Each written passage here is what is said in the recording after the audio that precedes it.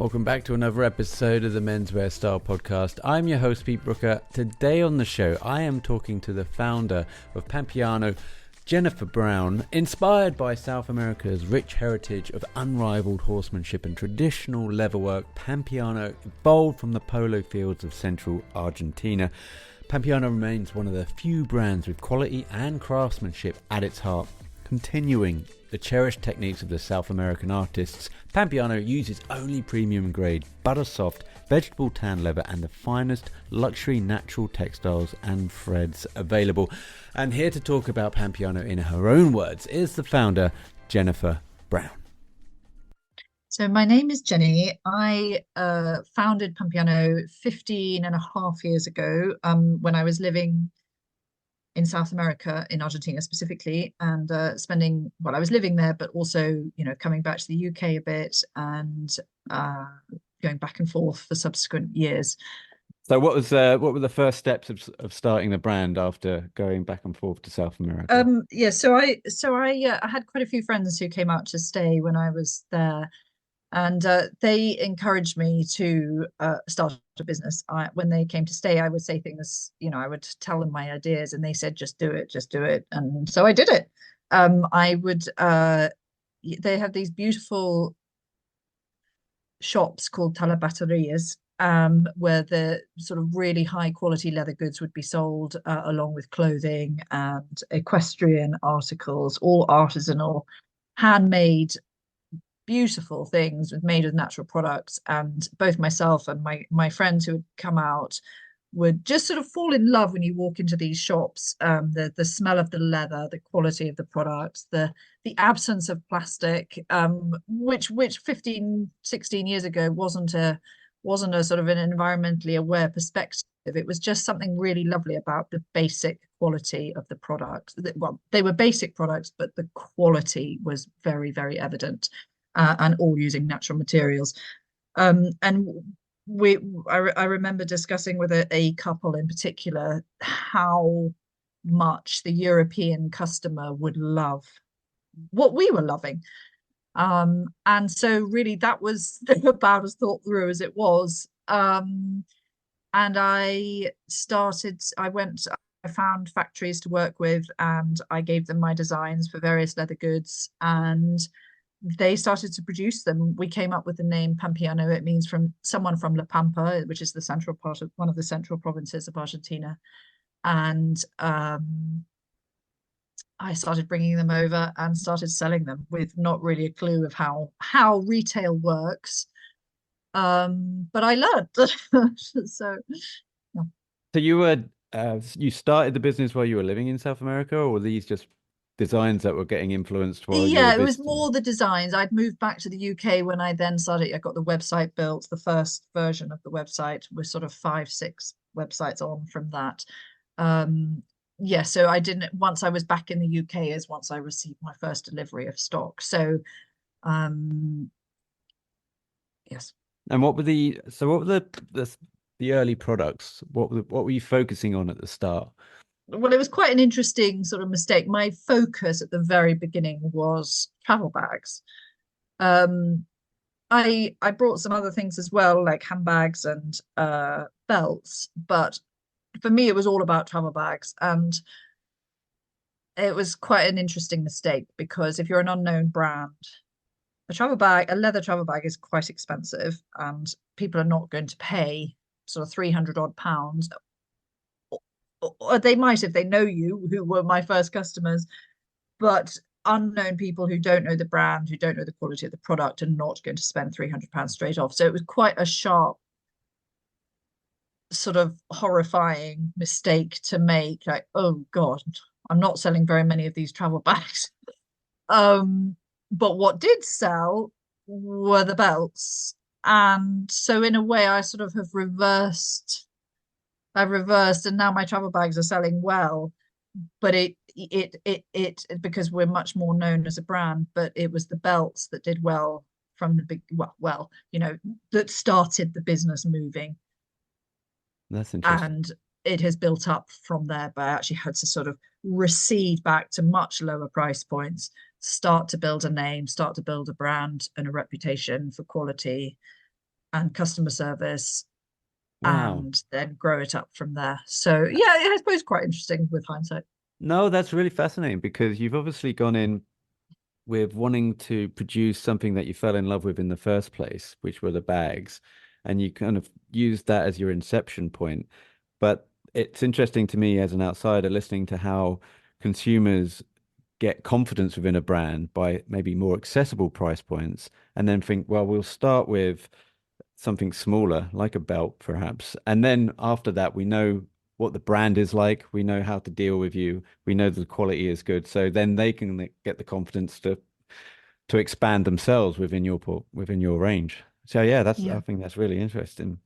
And were there any, I want to say, like language or cultural barriers? Because you're setting up something that's being produced over there, I presume, and the Yeah. manufacturers are over there, but you're now back in the UK. So, did you have anyone on ground zero over there that could maybe be the Yeah, well, point I was man? visiting a lot, and I didn't speak any Spanish before I first went to Argentina, but by the end, I had enough Spanish to speak to factories. But yeah, I still go back. I was last back a year ago, but colleagues have been since.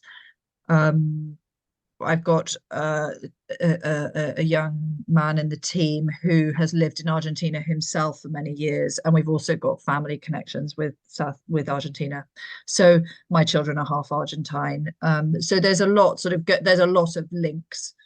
Um, my father-in-law was actually born in Argentina, although is British. So there's lots of sort of reasons to be going back, but I've got, in terms of sort of man on the ground, no, but we have, really strong relationships with the people we work with out there. So, Interesting. um, Do you think that yeah. would have been possible without those, early relationships and your family Yeah, I history? think so, definitely, Yeah. because we produce our packaging, for example, in China.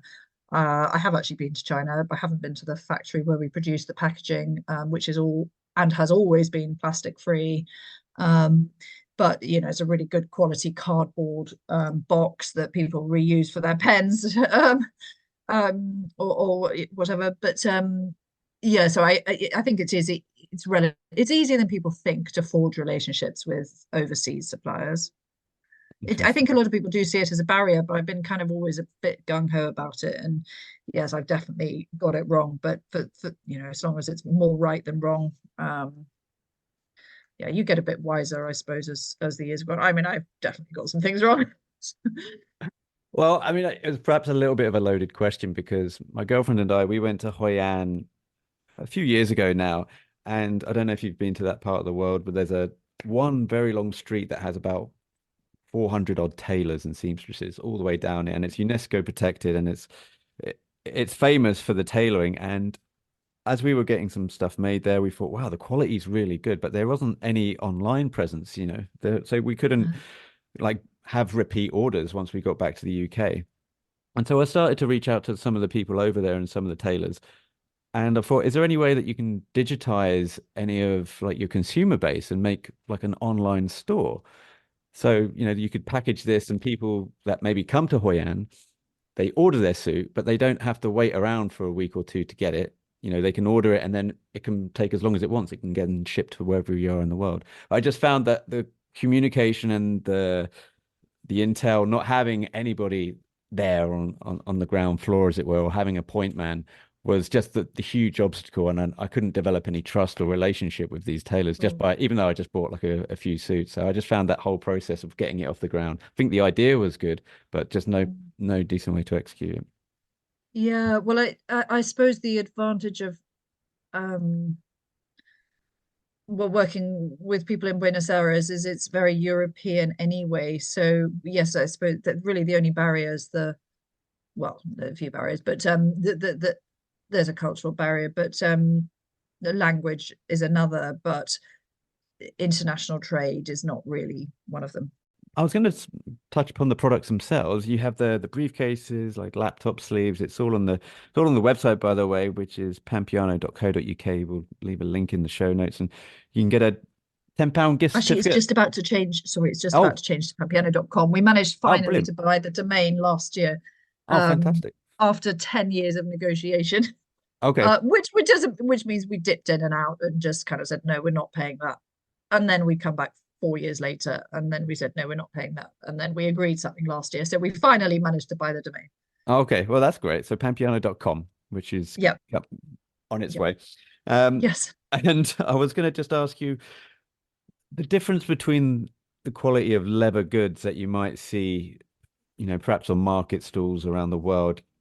Are you for someone like you, I'm imagining it's very easy to discern the quality, but maybe the layman that picks up a bag that is considerably cheaper but doesn't know exactly what they're looking for in terms of quality. Perhaps you could highlight some of the differences on what makes Oh, Pampiano yeah. so good. Well, I think a really nice, easy one is if it's veg tanned, as in vegetable tanned leather, it's, in my opinion, immediately nicer quality leather. It has a smell that's rich, and you walk into our warehouse and people say, oh, smell the leather. It's a lovely smell. I think you can buy candles with a leather smell. It's this veg tan leather that smells really, really good. And then the other thing about it is you can scratch it. So and then you can polish it away. If it's been chrome dyed, as in with chemicals, it you can't scratch it. And it Right. sort of, so if you imagine a really nice tanned, well, I've got a belt right here. If I where's it gone, this leather belt, Okay. you get a mark on it, like you might get a Yeah. scuff mark on a pair of shoes. You could absolutely polish that away and you'd never know there was a scratch on it. So Huh. that's a really nice way to see that this is a quality piece of leather that's been more expensively dyed with for example, bark of trees, so the vegetables, and it gives it this real rich pattern when it's in use. The color may change slightly. For example, tan leather will go a much darker, richer color through use, and it you could say it sort of ages, it wears well. So that's one thing about the leather, um, and a lot of if it's chrome dyed, it doesn't have a sort of, it's a very flat color, Right. and it just doesn't have its sort of luster. It does somehow, it just doesn't have the same sort of appeal. It's hard to describe, but the scratching and the smell is a great Mm. first point. We do have a lot of people copying our pretty unique embroidery work, but I can spot the cheap the significantly cheaper copies. Like immediately, I don't even need to go up to the person wearing it to know. And that is actually to do with the thread. But the copies made cheaply in the Far East, they're using the wrong thread, and it means that the threads come loose, and that you can tell immediately that is not a one of our South American belts. It's someone who's made a copy, and this copying is a problem because people will come in and buy the cheap one and have a bad experience because the thread comes loose or the leather stretches or whatever. But if they've had one of ours first, or they hear from someone else, they do then come back to us and they say, I bought cheap ones, yours are the best. And there's just no point. Ours will last for 10 years. And in fact, we do have people coming back we used to have a different logo. We had someone email earlier this week, oh, the pin on my buckle has broken, can you help? And we sent them a new buckle. Obviously we needed to see a photo of the belt, but it was our old logo, which we got rid of in 2017. That particular design of belt we haven't had since 2016. So an 8-year-old belt, they were still wearing it. We replaced the buckle for them. No quibble. And our products really last. So people then go and they want different colors, so they'll have 3, 4, 5 of them built up over the years. And it's sort of my beloved belt. It's my wedding belt, my 21st belt. People seem to have a sort of a real affinity to this particular item, be it who gave them or what event they used it for, because it is more expensive. It is a quality product, but it lasts and it means something to a lot of our customers. Actually, it's really great seeing what they write in our annual survey. Huh, that's fascinating. Do you find the cheap alternatives, the knockoffs, are they imitating your specific style with the labels on? Are they pretending to be you? They're not pretending to be you. to be pampeano, but they are copying our product. So I will go to trade fairs and I will walk around and find manufacturers who have copied 10 of our products, and they've got all 10 hanging up on their stand that are absolutely copied from our website. So we do block certain countries on our website, but of course they just need a VPN to get around it. But it's that is infuriating. However, the quality is not there. So I just think with this, I mean, copying is meant to be flattery, isn't it? But it's not. It's bloody annoying. So we just have to, in my opinion, we just have to keep moving faster or fast, do a really good quality product, and our reputation carries us forward. People will pay more for the one that is going to last. And it's the genuine article. You know, this is a handmade product made in South America with veg tan leather. It's got all the stamps to prove it. And we've become the brand that is the sort of gifting brand for this product range, which is predominantly the belts. That is our key, it's our hero product. And then we have all these product extensions like the dog collars that match. People like to match their dog or the horse, or the you know, for more, maybe more the more urban customer might buy the things you suggested, like the laptop sleeves or the messenger bag or the handbag and so on. Yeah, I fell in love with the dog collars, by the way, so that's on the wish list Oh, for my cockapoo. Yeah, and I'd love to have like the matching one as well. So that's on the wish list most certainly. And you mentioned the gifting there. You do any bespoke work as well that kind we of do, makes. yeah. We've got on the website, there's a what we call a bespoke belt builder, which we're just about to overhaul actually, but you can completely design your own belt on that. It's a bit clunky. There's a new one that'll be going live in about 4 weeks. But yeah, customers love that, and they're asking us for the same, but for dogs and for horses. So once the Wow. software's been redone, they'll be able to do that. But then so that's for the individual. But what we are doing increasingly is for schools, regiments, members clubs, corporates, is colours, because our products are so vibrant. We're doing it in the colours of the school. And in fact, there's one school where we've done it for every house in the school. So there's 8 houses, and we've done it for each. And then alumni are, so you might not wear a tie saying, oh, I'm a member of X club, or I went to this school, but you know, because people don't really wear ties very much anymore. But it used to show, oh yes, I'm a member of the Guards regiment, whichever regiment, or Blues and Royals or whatever.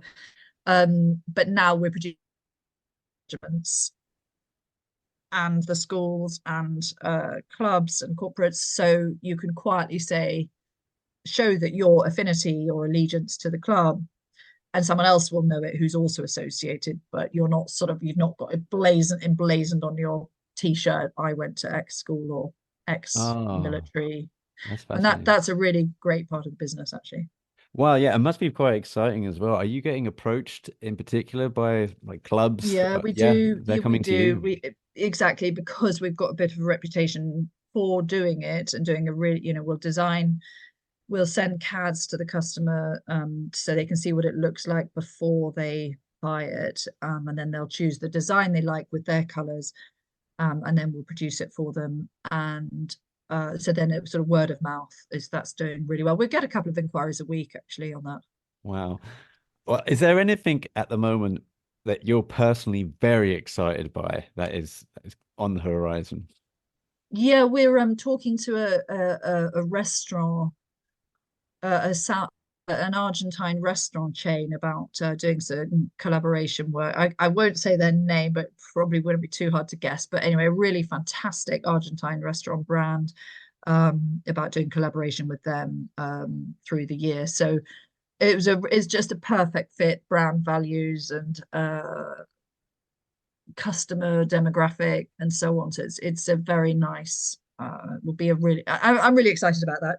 We've also earlier this year we've hired a new MD who's got a wealth of experience, and I think her skill set complements mine. We're both, you know, she's really strong in things I'm not so strong on. So I think for driving the business forward as a sort of female pair to drive this business forward, I think we'll be really well placed with her joining us too. So Oh, yeah, interesting. there's a lot going on. Well, I was going to ask what your day-to-day job is within the company. I guess it's never the same, but is there like a normal day? Uh, No, but I mean, obviously that's a good thing because yeah, it's not repeat. There's never repeats really. There isn't a normal day. It's so varied. But what are the bits I was thinking about, what do I really enjoy about my day job? And I think it's the deal making. It's not even the money. It's just about, oh, yes, we got it, or oh, I've seen this great product and we can produce it, something similar or whatever. I sort of love that bit of it. There's a real sort of, I meet a really, customer we've worked with for a long time, and then they agree to do something really different. I just sort of love that. And it doesn't, I don't think it really translates to the finances around it. Yeah. It's just about sort of a deal. Yeah, getting something over the line and also Yeah, someone else exactly. wanting to be a part of your journey as well. Yeah, exactly. It's great. And I love going to visit the factories and the travel associated. So that's another really fantastic part of it. So Fantastic. Well, I was going to ask what the future is. I mean, I know that we've got the new website, new restaurant. Is there any plans for more trade shows this year or bricks and yeah, mortar? so we're doing a lot in the US actually. So this year we've done three trade fairs so far. And a trade fair is where you're selling to retailers. So we did three in January, and we've secured a really big retailer in the US, and I think there's huge opportunity for us out there. So a 300 door retailer is taking us on in August, and that could just sort of make the business go bang because they've got the volume.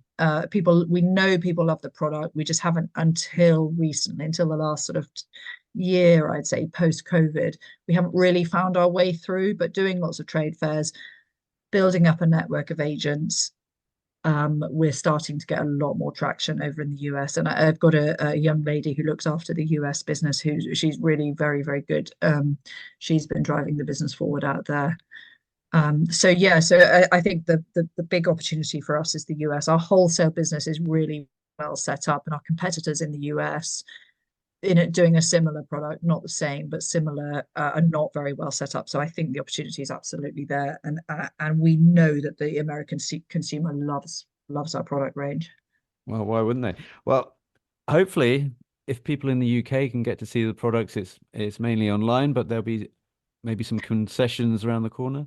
Well, we've got about 300 stockists around the world, so predominantly in the UK, probably 180 in the UK, 50 in Europe, and 50 in the US. So yeah, there's loads of places people can find us. Brilliant. And people can find the stockists on the website, which we'll link to again in the show notes. Jennifer, thanks so much for taking time out. Really Pleasure. Thank you, interesting Peter. and love the product. So we'll hopefully I'll be showing them off on my dog sometime soon. But in the meantime, All right. Well, I can send you one, Peter. oh bless, bless. Get you to give me a favorable photo or something. I'll send you a dog color. Oh, that's very sweet. Well, until next time, thank you. All right. Thanks a lot.